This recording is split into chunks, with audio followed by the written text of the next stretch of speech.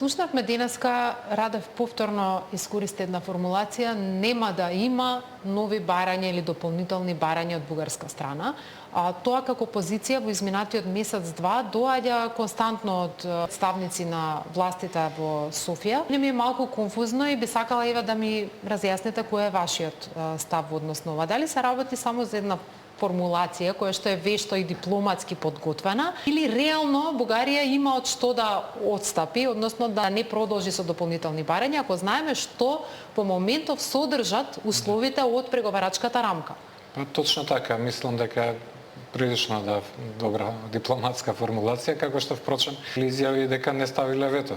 Формално не ставиле вето, само не гласале за Па и Грција немаше ставено формално вето во целиот тој процес. Фактички е вето, но формално не е. Така се објаснува, така и ова.